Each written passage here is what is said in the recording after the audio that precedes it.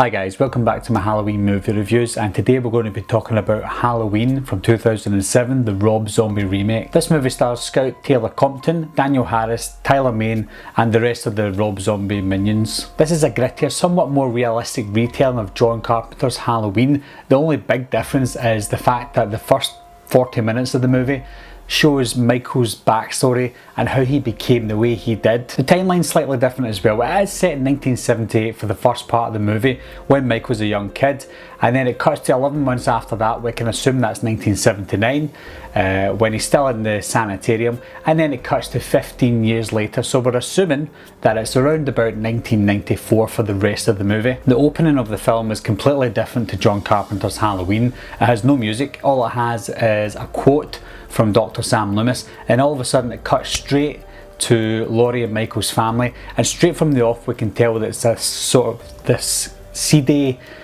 grungy, redneck style movie with the language that they use, unnecessary language, straight from the off, and that just sets the tone for the rest of the movie. For the first 40 minutes with Michael as a kid, he talks all the way through this, so we have a talking Michael Myers.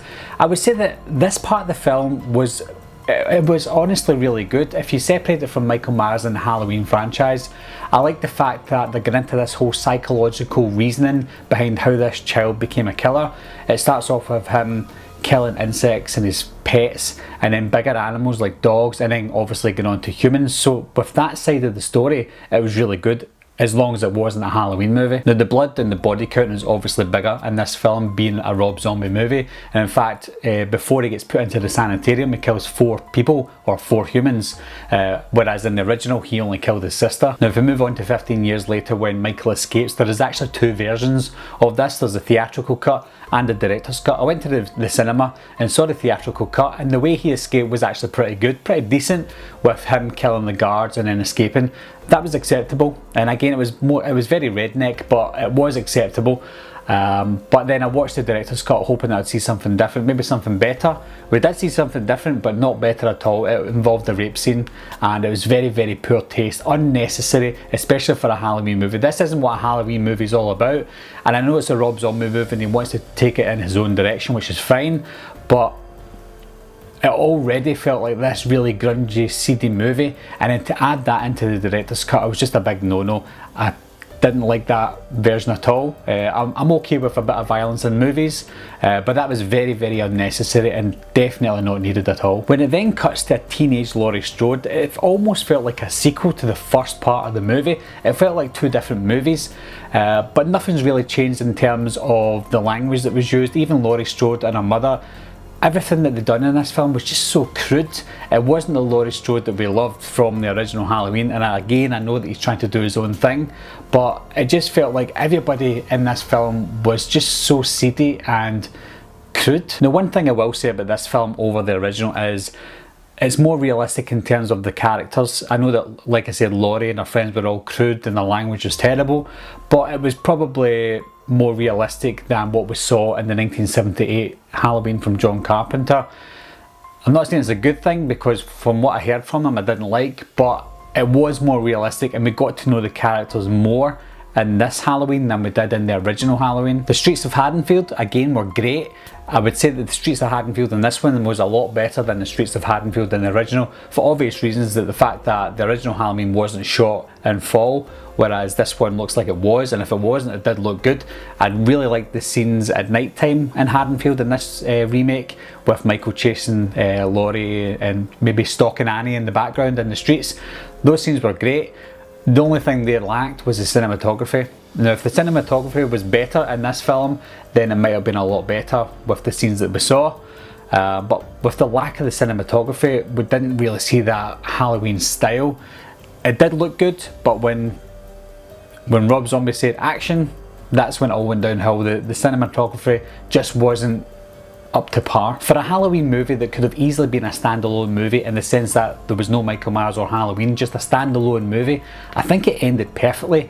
With that shot to the face that Laurie gave Michael, that's it. There could have easily been no more sequels. If that was a different movie with a different title, with different characters, that would have been a really, really good psychological thriller. Tyler Bates done the score for this film. For the most part, the score captured the elements that John Carpenter captured in the original Halloween. It was okay. It was one of the better scores in the Halloween franchise, but at times it did get a little bit too dark, a little bit too Rob Zombie dark, but again it fit the tone of the movie because the movie was dark, it was Rob Zombie dark, so it fit the tone of the movie. It just didn't fit the tone of Halloween. Now moving on to Tyler Mane as Michael Myers. Now we all know that Tyler Mane's a huge guy.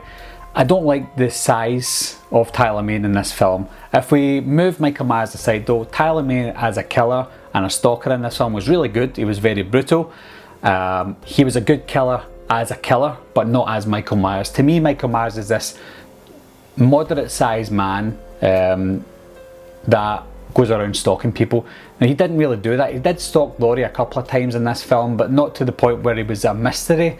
I think the mystery was taken away with the first 40 minutes of this film. We already know who he is. I know it's a remake, but we already know who he is.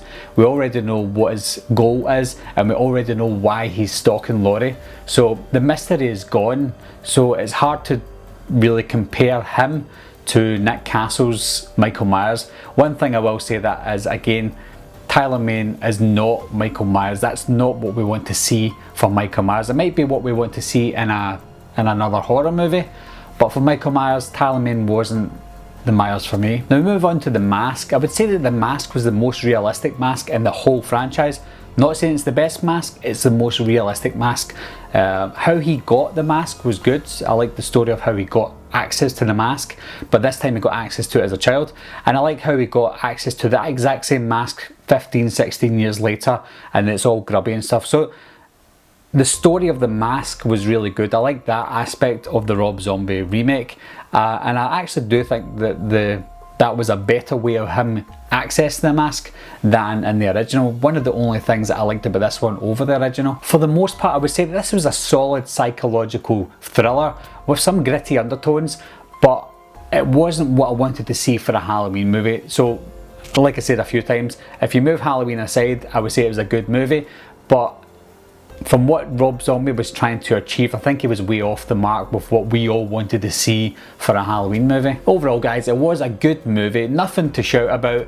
It was just a good movie that didn't really feel like a Halloween movie. That's all I can really say. So what do you think of Halloween, guys? Did you like it? Did you hate it? I know there are some people that do like it and some people that do hate it, but let me know your reasons why. Do you think it was good as a standalone movie that wouldn't have Michael Myers in it? Would you think that that would maybe be a better idea? Again, leave your comments down below. Anyway guys, thanks a lot for watching again. Thanks for subscribing, and I'll see you soon.